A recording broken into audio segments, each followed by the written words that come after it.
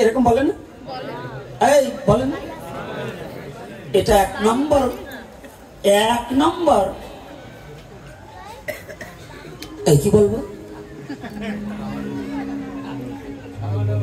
আমি বলবো না, আপনারা বলেন। কারণ আমি বকা দিলে আবার এমনি হয়ে গেছে যে আমি নাকি সারা জীবন বলে বকাবকি করতেছি। এই আবির ঠাবির এখন খেলবার ভিতরে আসবে না কেউ। আবির খেলবা আজকে এর পরে যখন নৃত্য হবে একবারে সব কটাকে লাল করে দেবে। এটাও যেন খালি এতে যাবার পার না, ওই পথে ধরিয়ে ধরিয়ে দিবা। আজকে যাবা, দাঁড়াও যাওয়া। এইবার মেট্রাসুরের রক্ত দিয়ে একটু হোলি খেলবো না? হোলির রং কোথা থেকে খেলছিল? মেট্রাসুরের রক্ত না? এটা হলো দোলের। আর আমি আজকে বলছি মহাপ্রভুর কথা, একটু শুনুন। মহাপ্রভুর মায়ের 9খানা কন্যা সন্তান হয়েছিল। কয়খানা? আমি বলছি না, শাস্ত্র বলছি 9টা কন্যা সন্তান। মহাপ্রভুর মার কয়টা সন্তান জানেন? কয়টা? 9টা। 11 জন ফুটবল খেলার টিম। 11 জন। 9টা কন্যার 2টো পুত্র। একটা হচ্ছে বিশ্বম্বর, আর একটা হচ্ছে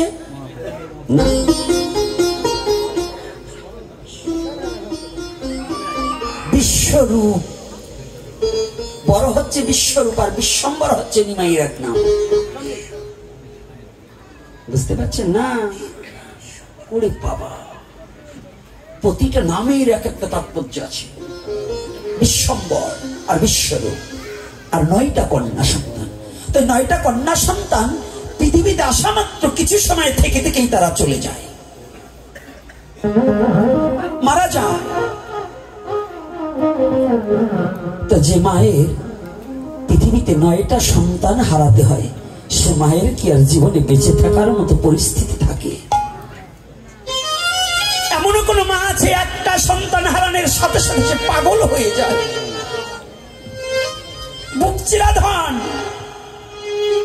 যদিও কন্যা সন্তান হয়, মার কাছে সন্তান কোনো ছোট বড় হয় না।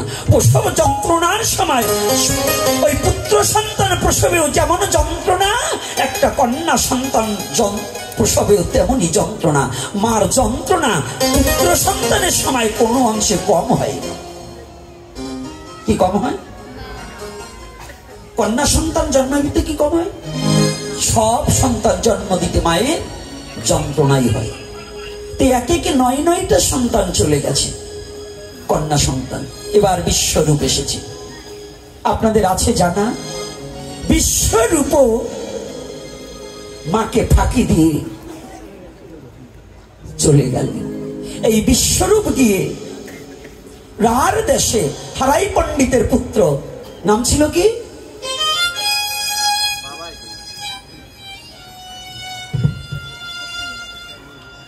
কুবের। নাম ছিল কি? কুবের। এই কুবেরের সাথে যখন মিশে গেলেন, এই জন্য যে নিত্যানন্দ গৌরাঙ্গের দাদা হয়ে গেল। এই তত্ত্ব অনেকেই আমরা অবগত নেই। আলোচনা করব। আবার যেন বলেন না যে আজকে সময় বেশি হয়ে গেছে। আবার বলবেন না তো সময় বেশি হয়ে গেছে। আরে এই গেটে 3 জন দাঁড়ায় থাকবা, যেটা ওইটি আটা দেবে 3000 করে টাকা রাখবে। তো এইবার বিশ্বরূপ যখন চলে গেছে, মায়েরও বয়স হয়ে গেছে। 10টা সন্তান জন্ম দেওয়া কিন্তু 4 টাকানিক কথা নয়। মার বয়স হয়ে গেছে। মার বয়স তখন প্রায় 60-এর কোঠা। 60 বছরের একটা রমণীর আর সন্তান ধারণে করার মতো যোগ্যতা থাকে। এদিকে মা পাগলের মতো সন্তান হারা হয়ে, 10টা সন্তানকে হারিয়ে মা পাগলের মতো ওই নবদ্বীপের গায়ে ঘোরাফেরা করে। আর যাকে দেখি, আগে তো কুসংস্কার ছিল, 10টা সন্তান যখন মারা গেছে না, ওই গ্রামের কুলবধূরা, ওই বুড়ি শাশুড়িরা ওই কুলবধূদের বলে, এই ওই পোড়ামুখীর সাথে মিশবি না, ও সন্তান খেকো। ওর 10টা সন্তান হয়েছে, তার 9টা তো মরেই গেছে, আর একটা ছিল সেটাকেও হারিয়েছে। ওই পোড়ামুখীর সাথে মিশলে ওই বাতাস যদি তোদের গায়ে লাগে, তোদের অমঙ্গল হতে পারে।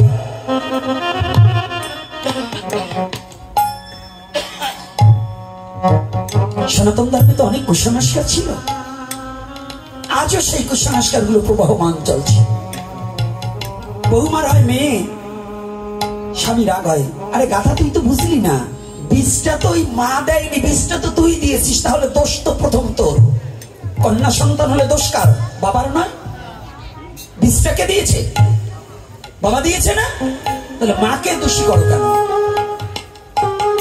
কোন মায়ের যদি 3টা-4টা মেয়ে হয়, ওই মাকে যারা দোষী ভাবে, ওরা গাধার চেয়েও নিকৃষ্ট। ওরা এখনো বোধগম্য হয়নি যে ওটা তো আমার ফসল, আমি যার যে পাত্রে যেমন গোলা ফেলেছি তেমন পিঠা হয়েছে। দোষ কি? এটা দোষ কার? বাবার নয়? আজকে আমাদের এই কুসংস্কারের কারীরা শচীদেবী যার কাছে যায়, মুখ ফিরিয়ে চলে যায়। একেতে বিশ্ব জগতে সন্তান হারা, যার কাছে যায় কেউ তাকে দেয় না ঠাই। সবাই দূর দূর করে শচীদেবীকে তাড়িয়ে দিচ্ছে, কেউ কথা বলছে না।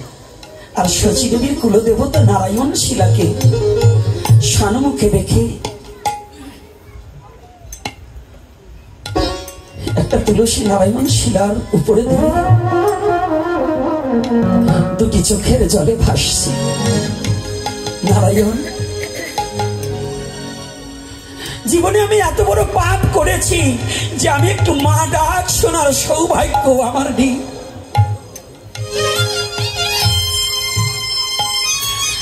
তুমি কি পারো না? যদি আমার ভাগ্য বিধাতা, তুমি কি আমার ভাগ্যটাকে ফিরিয়ে দিতে পারতে না? আমি নারী কুলে জন্মগ্রহণ করে যদি মা ডাকি শুনতে না পাই, তাহলে যে আমার নারী জন্ম বৃথা হয়ে যায়।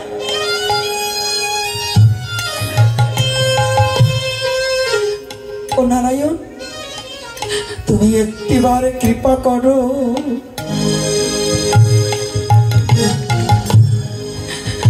আমার হেন নারী জন্ম সার্থক করো।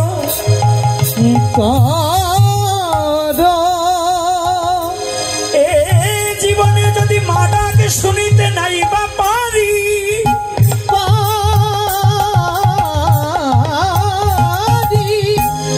তবে আমার এই নারী জন্মের ফল কি বলো?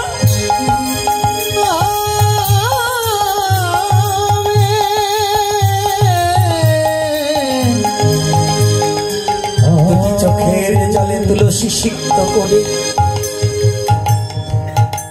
নারায়ণ শিলার উপরে দিচ্ছে আর কাঁদছে। এদিকে শান্তিপুরে বুড়ো গোসাই অদ্বৈত ঠাকুর কলির ঘর মনীষা দেখে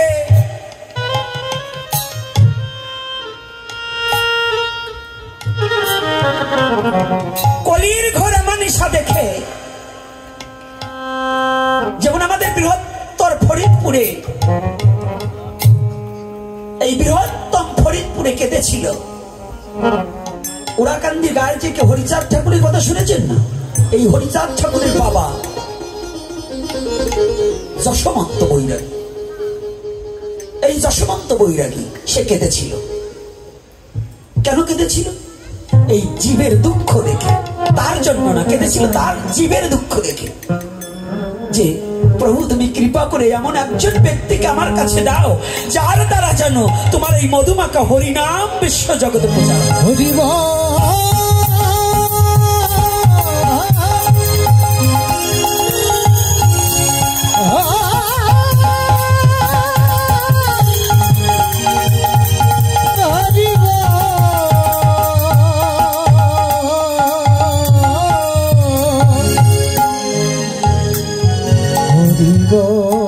এখন কি জানেন, এই ওরাকান্দির যে সিধা মোড়াকান্দি, এটা কিন্তু বৈষ্ণবের বাড়ি, এটা কিন্তু বৈষ্ণবের আখড়া। যশোমন্ত বৈরাগী, রামকান্ত বৈরাগী, নামগুলো কি? কৃষ্ণদাস, স্বরূপদাস, হরিচাঁদ, বৈষ্ণব দাস। দেখছেন নাম কি? বৈষ্ণবের আদিত্য বাড়ি, কিন্তু বৈষ্ণবের বাড়ি। এখন ওই পথটাকে এখন বিকৃত করে ফেলেছে অনেকে, কিন্তু মূল ওরাকান্দি কিন্তু এখনো বৈষ্ণব ধারা বজায় রেখেছে। ওরাকান্দি কিন্তু এখনো বৈষ্ণবীয় ধারাটাই চলছে। সেখানে রাস চলছে, জন্মাষ্টমী চলছে, দোল চলছে, হ্যাঁ চলে না? ওটা কিন্তু এখনো বজায় আছে, কিন্তু আমাদের মধ্যে একটু গোল বেঁধে গেছে। ওটা পরে বলবো, আমি গৌরের লীলাটা একটু বলি, তারপরে ওইটাও আজকে একটু বলবো, কারণ না বলিও যাবো না, রাগ করে না যা করে। আজকে চোখের জলে অদ্বৈত ঠাকুর ভাসছে জীবের দুঃখ দেখে।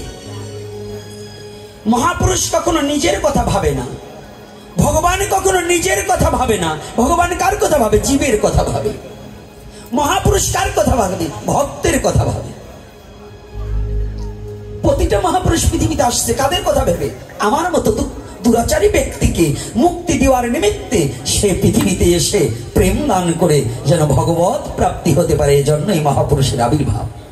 প্রত্যেকটা মহাপুরুষের উদ্দেশ্য হচ্ছে আমার মতো নরাধমকে মুক্তি দেওয়ার জন্য তাদের এই পৃথিবীতে আসা।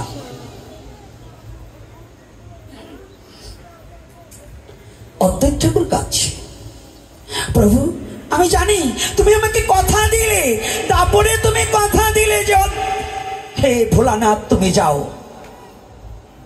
আমি তো এসেছি, তুমি আসবে না। এই কলিযুগের লীলাটা কি জানেন? পূর্বের ইশারা, পূর্বের কথা দেওয়া লীলা, দাপরের কথা দেওয়া লীলা। এই কলির যুগের লীলাটা অদ্বৈতকে বলেছিল কবে? এই অদ্বৈত সেদিন ছিল না, সেদিন ছিলেন বুড়ো গোসাই শিব ঠাকুর। ভোলানাথ, ভোলানাথকে কথা দিয়েছিল যেদিন রাসে মঞ্চে যেদিন ভোলানাথ প্রবেশ করেছিল, সেদিনকার কথা দেওয়া ছিল যে এ যুগে নয়, সম্মুখে কলিযুগ আগত, ওই যুগে তুমি আগে যাবে, তোমার চোখের জলে আমি যাব। আর সেদিন তোমার দ্বারা সেই রাস তত্ত্ব প্রচার করে রাসের যে রস, সেই হরিনাম বিশ্ব জগতে প্রচার হইবে। আশীর্বাদ এই 2 দিনের পাঠে কিন্তু সব তত্ত্ব বলা যায় না, যায় বাবা, এটা বৃহত্তম কথা। তবু এই থেকে থেকে সমাজ এবং লীলা দুটোই আমার বলতে হবে। সমাজ এবং লীলা, কুসংস্কারকে কিভাবে দূরীভূত করে দিয়ে শুদ্ধ সনাতন ধর্মটাকে আমরা কি করে জাগ্রত করতে পারি, এদিকেও আলোকপাত করতে হবে এবং ভগবানের শুদ্ধ লীলাটাকে প্রচার করতে হবে। এই দুটো সমন্বয় আলোচনা আমাদের একান্ত থাকা প্রয়োজন আছে।